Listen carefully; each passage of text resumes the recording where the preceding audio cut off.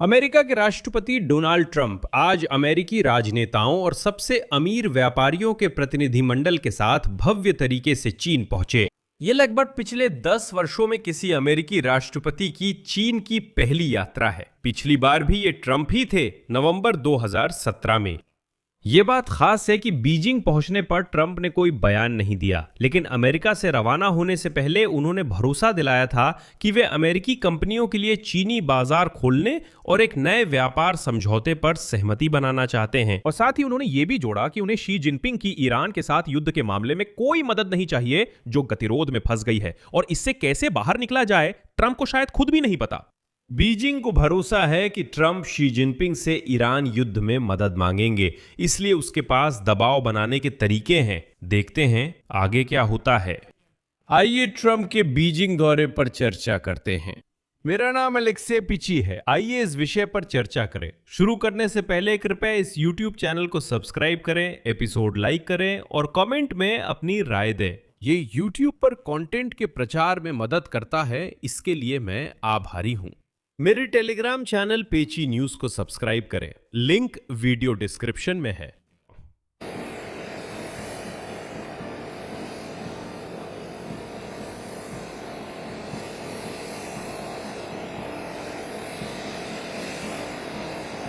तो अमेरिका के राष्ट्रपति डोनाल्ड ट्रंप बुधवार को 2 दिवसीय दौरे पर चीन पहुंचे। बीजिंग शिखर सम्मेलन के लिए रवाना होते हुए अमेरिकी राष्ट्रपति ने कहा कि वो शी जिनपिंग से अमेरिकी व्यापार के लिए चीनी बाजार खोलने को कहेंगे।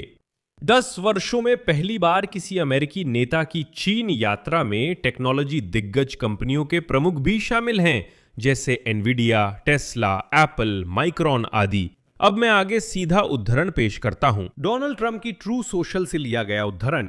मैं अध्यक्ष शी, जो एक उत्कृष्ट नेता है, से अनुरोध करूंगा कि वे चीन को खोलें ताकि ये शानदार लोग अपनी पूरी क्षमता का उपयोग कर सकें। मैं इसी से शुरुआत करूंगा। ये शानदार लोग संयुक्त राज्य अमेरिका के सबसे बड़े व्यवसायी हैं। अब हम इसी पर आते हैं, यानी ट्रंप का सबसे पहला मिशन व्यापार है, क्योंकि वो अपने साथ Elon Musk, Tim Cook, Jensen Huang, Boeing, Citigroup, JP Morgan, BlackRock के प्रमुखों और कुल मिलाकर अमेरिका की 17 सबसे बड़ी कंपनियों के टॉप मैनेजरों को लेकर गए थे। और इसलिए यहां एक सवाल उठता है, क्या यह वास्तव में एक सरकारी दौरा है या सिर्फ बिजनेस डील्स करने के लिए एक दौरा है? जैसे अमेरिकी विदेश मंत्री मार्को रूबियो बीजिंग एक ऐसे ट्रैक सूट में गए थे जैसा वेनेजुएला के पूर्व राष्ट्रपति निकोलस मादुरो को गिरफ्तार करके अमेरिका ले जाते समय पहनाया गया था। अगर डेलीगेशन के सदस्यों को देखें तो ये दोनों ही हैं। सरकारी दौरा भी है और जाहिर है बिजनेस डील्स करने के लिए भी दौरा है। अब व्यापार पर, क्योंकि कुछ ठोस बातें सामने आई हैं। विश्लेषकों का मानना है कि दोनों पक्ष अक्टूबर 2025 में हुई व्यापारिक युद्ध विराम को बनाए रखना चाहते हैं, जिसके तहत ट्रंप ने चीनी सामानों पर लगाई गई टैरिफ को रोक दिया था। शी जिनपिंग ने दुर्लभ धातुओं की वैश्विक आपूर्ति सीमित करने वाले कदमों से इनकार किया। इसके अलावा आपसी व्यापार और निवेश को बढ़ावा देने के लिए 2 नए मंचों के गठन की भी उम्मीद है। अमेरिकी अधिकारियों के अनुसार वॉशिंगटन बोइंग विमानों, कृषि उत्पादों और ऊर्जा संसाधनों की चीन को आपूर्ति बढ़ाने में रुचि रखता है ताकि व्यापार घाटा कम किया जा सके। डोनाल्ड ट्रंप के लिए यह सब कुछ कांग्रेस चुनावों से पहले एक तोहफे जैसा होता और ईरान के साथ युद्ध के मुद्दे को भी पीछे छोड़ देता। बीजिंग अपनी ओर से चिप्स और उन्नत सेमीकंडक्टर्स के निर्यात पर लगे अमेरिकी प्रतिबंधों में ढील चाहता है। साथ ही वॉल स्ट्रीट जर्नल के अनुसार एजेंडे में आर्टिफिशियल इंटेलिजेंस की सुरक्षा पर भी बातचीत शामिल हो सकती है। अमेरिका और चीन चाहते हैं कि आर्टिफिशियल इंटेलिजेंस के क्षेत्र में होड़ एक डिजिटल हथियारों की दौड़ में ना बदल जाए। 13 मई को अमेरिका और चीन के उच्च स्तरीय व्यापारिक प्रतिनिधि मंडलों ने दक्षिण कोरिया में बातचीत की। अमेरिकी राष्ट्रपति डोनाल्ड ट्रंप और चीन के नेता शी जिनपिंग के बीच बहुप्रतीक्षित शिखर सम्मेलन कल 14 मई को है। प्रतिनिधि मंडलों का नेतृत्व अमेरिकी वित्त मंत्री स्कॉट बेसेंट और चीन के उप प्रधानमंत्री हेली फेंग ने किया।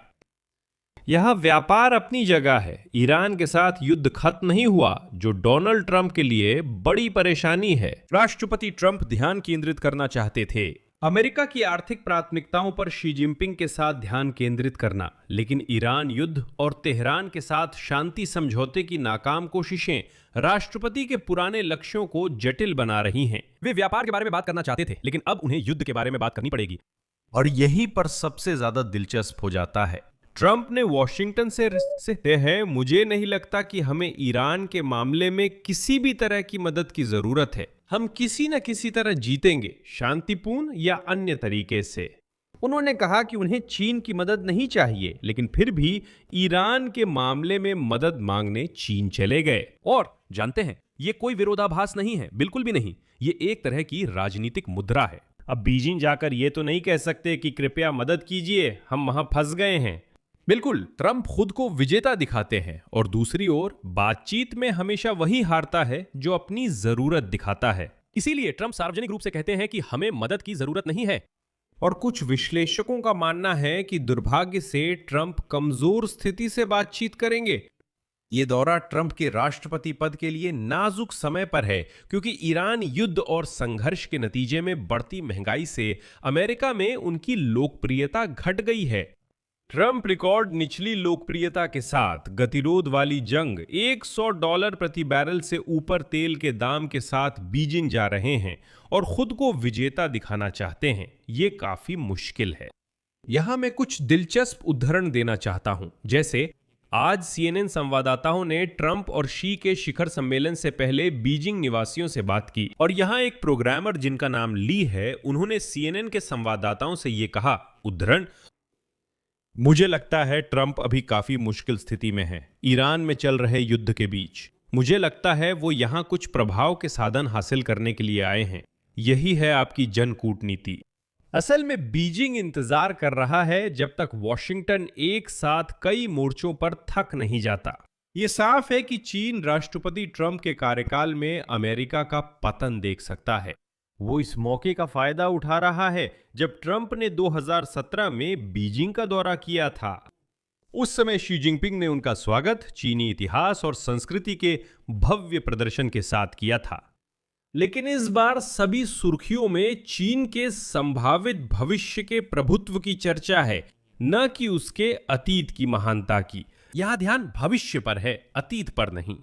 चीन अब खुद को पश्चिम की बराबरी करने वाली सभ्यता के रूप में नहीं, बल्कि एक महाशक्ति के रूप में पेश कर रहा है जो उसे पीछे छोड़ने के लिए तैयार है। अब शी जिनपिंग इसी बात का हवाला देंगे, क्योंकि ट्रंप ईरान के साथ युद्ध में उलझे हैं। अब ताइवान का सवाल है, क्योंकि इसके बिना निश्चित रूप से कहीं बात नहीं बनती। ताइपेई चिंतित है कि अमेरिकी राष्ट्रपति द्वीप पर रियायत दे सकते हैं। ट्रंप की शी जिनपिंग से ताइवान को हथियार बेचने पर चर्चा की योजना ने एशिया में अमेरिका के सहयोगियों को चिंतित कर दिया है, क्योंकि ऐसा पहले किसी अमेरिकी राष्ट्रपति ने नहीं किया था। समझने के लिए ये ऐसा है जैसे डोनाल्ड ट्रंप कहें कि वो व्लादिमीर पुतिन के साथ यूक्रेन को हथियार बेचने पर चर्चा करेंगे। डोनाल्ड ट्रंप ने उड़ान से पहले कहा कि ताइवान का मुद्दा हमेशा उठता है और उन्हें उम्मीद है कि शी जिनपिंग खुद ये मुद्दा उठाएंगे। इसी दौरान ट्रंप के उड़ान भरने के समय पेंटागन ने ताइवान को $12.5 मिलियन की सैन्य बिक्री की घोषणा की। रकम थोड़ी है, लेकिन फिर भी ये या तो बहुत सूक्ष्म खेल है या व्हाइट हाउस और पेंटागन में समन्वय की कमी, लेकिन मुझे लगता है कि पहला ही है। और अंत में तेल। बाजार अभी भी मध्य पूर्व की खबरों के प्रति संवेदनशील है, जिससे तेज उतार चढ़ाव बने रहेंगे। ब्रेंट क्रूड ऑयल की कीमत $108 प्रति बैरल तक पहुंच रही है। ट्रंप और शी जिनपिंग की मुलाकात भी कीमतों को प्रभावित कर सकती है। अब कल की योजनाओं के बारे में, तो गुरुवार सुबह स्थानीय समय के अनुसार अमेरिका के राष्ट्रपति डोनाल्ड ट्रंप बीजिंग में चीन के नेता शी जिनपिंग के साथ 2 दिवसीय महत्वपूर्ण वार्ता शुरू करेंगे। गुरुवार सुबह 8 बजे स्थानीय समय के अनुसार, जो कि कीव के समय अनुसार रात 3 बजे है, ट्रंप को कार्यकारी बैठक में भाग लेना है। चीन के अधिकारी 2 घंटे बाद यानी कीव के समय अनुसार सुबह 5 बजे शी जिनपिंग बीजिंग के great hall of the people में ट्रंप से मिलेंगे। इसके बाद एक प्रेस के लिए खुली बैठक होगी, यानी पहली ब्रीफिंग। इसलिए कीव में तड़के सुबह हमारे पास कुछ ना कुछ खबरें होंगी। इसके तुरंत बाद बैठक होगी, यानी शाम को। दोनों नेता राजकीय भोज में भाग लेंगे। मुख्य कार्यक्रम कीव समय अनुसार दिन में ही खत्म होगा, इसलिए इस YouTube चैनल को सब्सक्राइब करें ताकि कुछ भी मिस ना हो। मैं सभी घटनाओं को देखूंगा और उन्हें इस YouTube चैनल पर कवर करूंगा। यहां मैं फिलहाल विराम लगाता हूं। अपनी राय और निष्कर्ष इस एपिसोड के नीचे कमेंट में लिखें। चैनल को सब्सक्राइब करें, बेल आइकन दबाएं और लाइक करना ना भूलें। अगर आप इस YouTube चैनल के काम को सपोर्ट करना चाहते हैं तो आप किसी भी डोनेशन या सशुल्क स्पॉन्सरशिप सदस्यता के जरिए आर्थिक रूप से मदद कर सकते हैं। इस वीडियो के डिस्क्रिप्शन के लिंक, डिटेल्स या स्क्रीन पर दिख रहे QR कोड से मदद करें। आपकी सहायता के लिए आभारी रहूंगा। यही सब है। अपना ख्याल रखें। सबको अलविदा।